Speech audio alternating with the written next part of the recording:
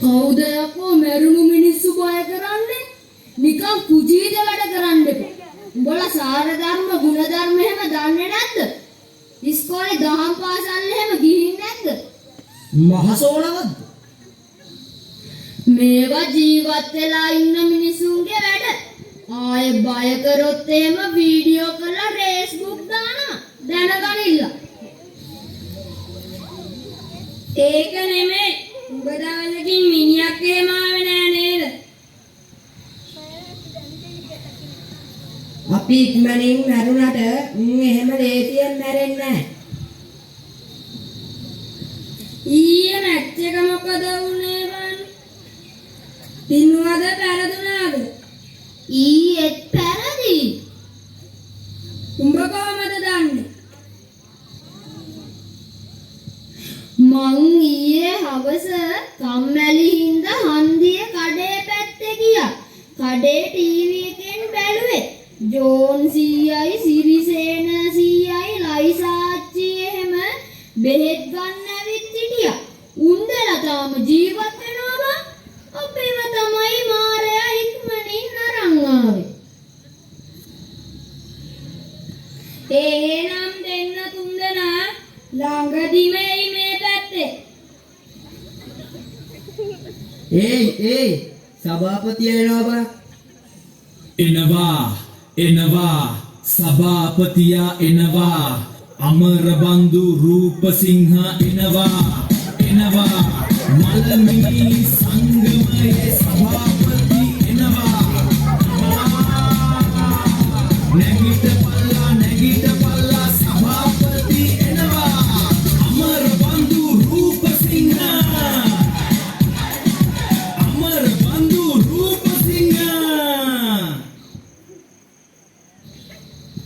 සභාපති උතුමාණන් වන අමරබන්දු රූපසිංහගේ සම්ප්‍රාප්තියයි. යකෝ නැගිටපල්ලා මට ගරු කරපල්ලා මං උඹලගේ සභාපති. දීර්ඝායුෂ තුමාණනි.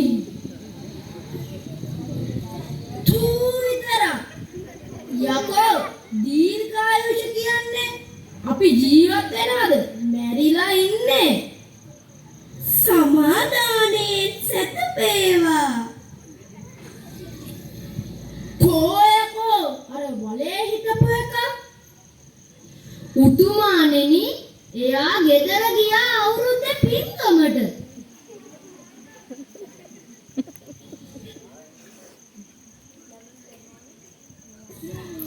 ඇලේ වැටුණ තට්ටසෝබේ අන්නා අලිය ගහපු කිරිපුතා ආයේ කොහේ යන්නද? ඉන්න ගහෙන් වැටුණ මුගටියා ඉන්නෝ අකුණු ගහපු සුදු රැවුලා ඔය මැක්ස් ඉන්නවා. පොළඟ ගහපු මෝඩ තරිඳු අවසරයි තුමාණනි ඉන්නවාම ගඟේ පාවුණු කට්ට කපිල ඕ යස් ඉන්නවා ලිස්සලා වැටුණු පම්පෝරි ජනක වලේම තමයි ඉතින් ඉන්නවා කනේරු කාපු මෝඩ කෙල්ල මේ ඉන්නවා.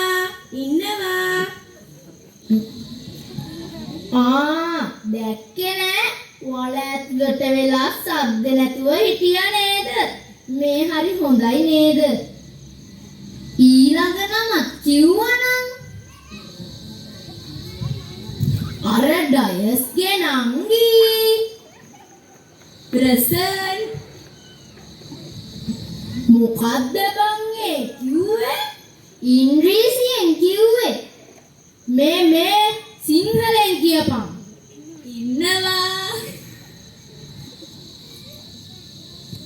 උඹලා දන්නවනේ මම මේ කනත්තේ සභාපති උනේ නිකන් නෙවෙයි මේ තනතුරට පත් වෙන්නේ ඉතාමත් දරුණු ලෙස මැරිච්ච කෙනාට උතුමාණෙනි මැරුණේ මොනව වෙලාද?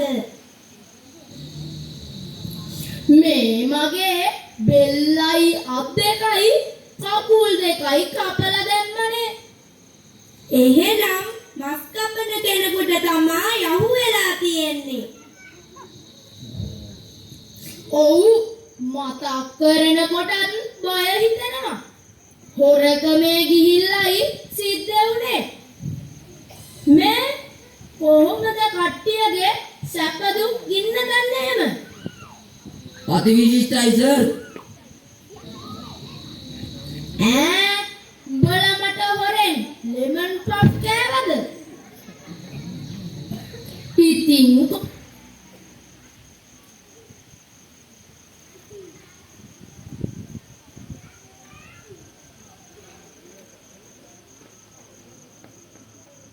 කොහොමද ගෙදර තොරතුරු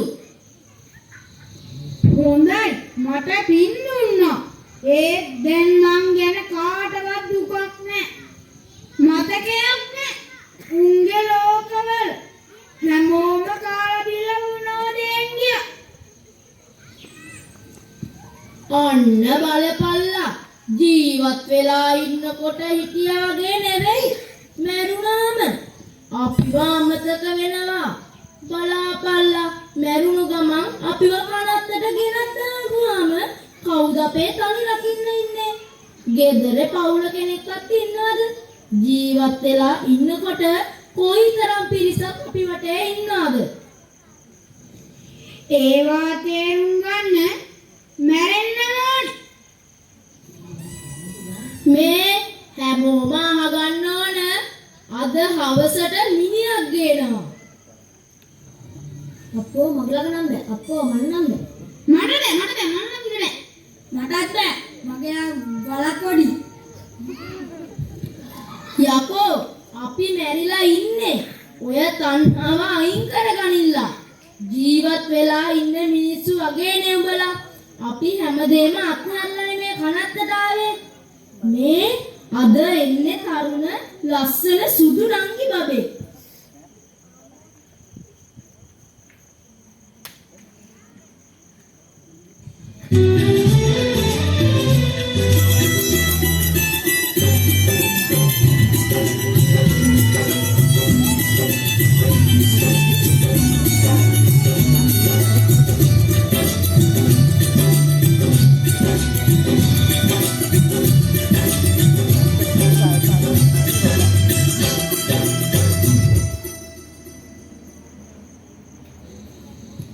මේ නංගිව අපේ කනත්තට සාදරයෙන් පිළිගන්නවා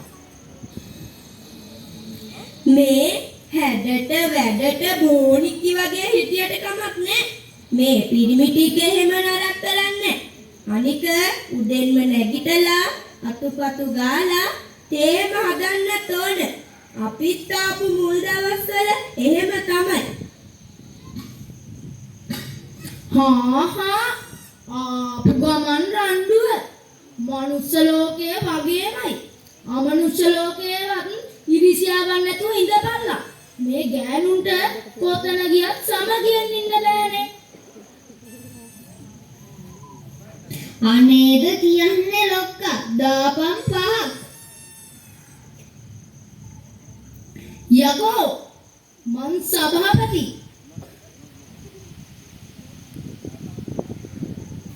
මේ නංගි දන්නේ මොනා වෙලාද?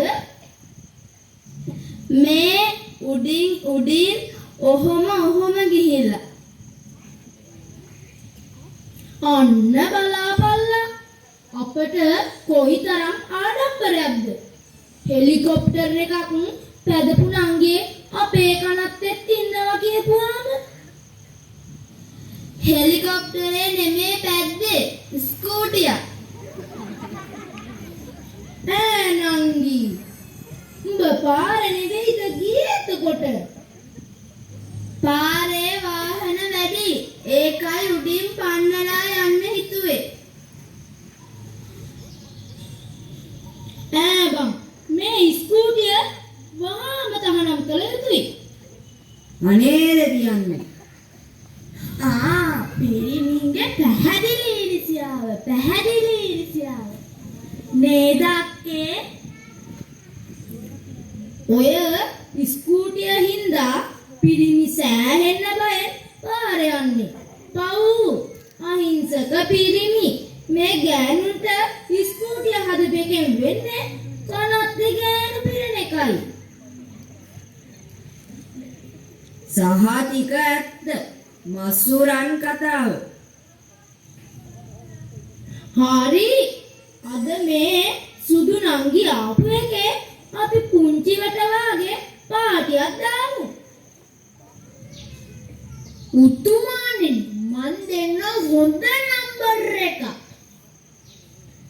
පැතුම් හොඳ නම් යන්නේ ගමනේදී සිහින එළි වෙනවා. හෝ ඒක හරියන්නේ පැතුම් ගැන කතා කරන්න එපා. පැතුම් හොඳ නම් මට මෙහෙම වෙයිද?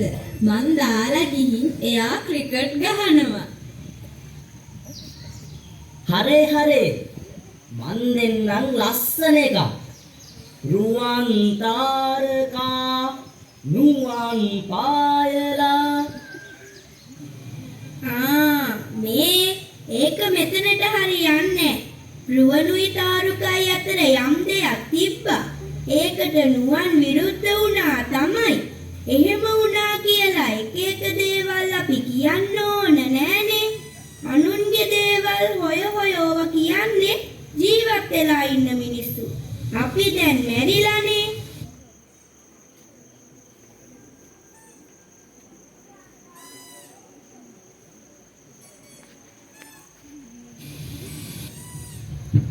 මේ තරිඳු අයියේ ඔයා මැරුණේ මොනවා වෙලාද? පොළගෙක් ගහලා. එහෙනම් ලොකු පොළගෙක් වෙන්න ඇති නේද? ඕ මෙතන ඉඳන් අච්චරට දිගයි. එහෙනම් පිඹුරෙක් වෙන්න ඇති. නෑ දාර පොළග. මේ තරිඳු අයියේ මේ කනත්තේ සැප පහසුකම් මදි නේද? මේ වල ඇතුලේ හරීම රස්නේ. AC කරලවත් නෑනේ. අනික මේ හාල් පාරුව එක්ක ඉන්න පුළුවන්ද? අර උස එක අන්තිම මෝඩයි. මේ සුදු එක හෙන ගොන. මේ ගෑනු මට පට්ට ඉරිසියයි. අපි යමු VIP කනත්තකට. VIP කනත්තකට සභාපතියා අපිව මරයි. ආයේ ඉතින් මරන්න දෙයක් තියෙනවයි.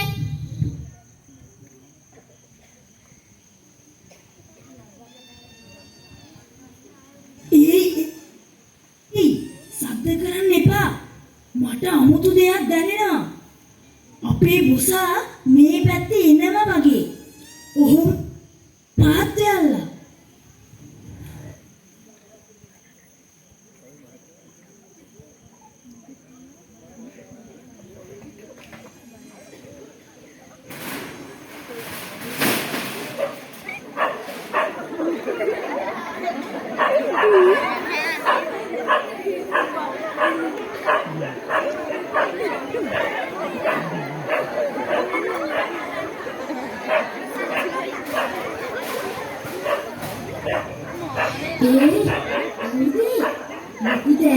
කුත්තියාගෙන ගොයම් කපන්නද යන්නේ?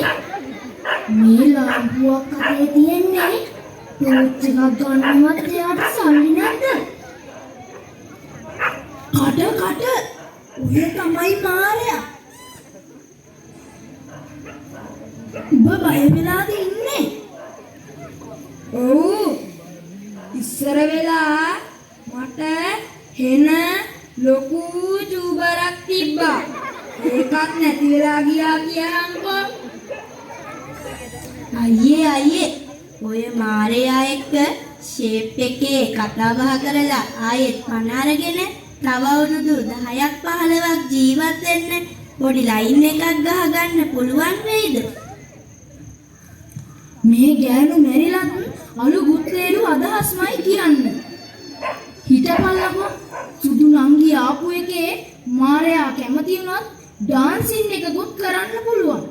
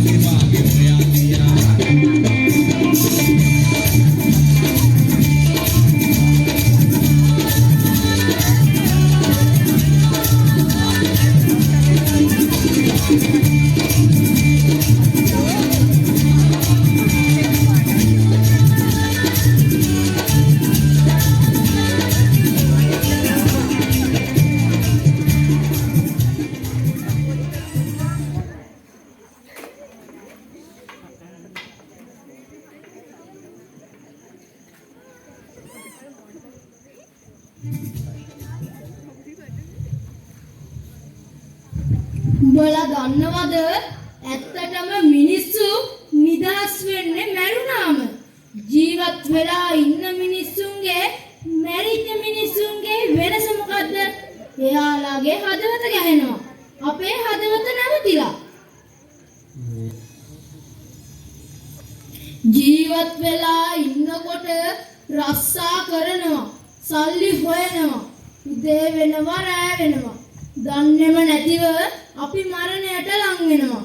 මිනිස්සු ජීවත් වුණාට ඇවිදින මලමිනි වගේ. දහසක් ප්‍රශ්න තියාගෙන නිින්දට යන්නේ. සුවදායි නිින්දක් නැහැ. පත්තරයක් කියවන්න වෙලාවක් නැහැ. මැච් එකක් බලන්න, චිත්‍රපටියක් බලන්න, නෑදෑ ගමනක් යන්න වෙලාවක් නැහැ. බණක් අහන්න යන්න, පන්සලට යන්න වෙලාවක් නැහැ. ගොඩක් මිනිස්සු දුවන්නේ සල්ලි පස්සේ. සල්ලිම ජීවිතේ කරගත්තාම මැරෙන දවස කවදද වෙනකන් අපි දන්නේ නැහැ. ජීවත් වුණාට පන්සලේ බුදු පිළිමේ කොයි දිශාවටද වැඩ ඉන්නේ කියලාවත් දන්නේ හුඟක් අය.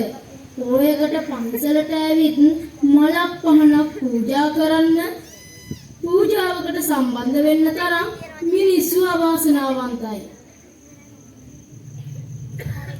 දැන් තමයි අපට තේරෙන්නේ අපි හුඟක් පරක්කුයි. හැබැයි ජීවත් වෙලා ඉන්න මිනිස්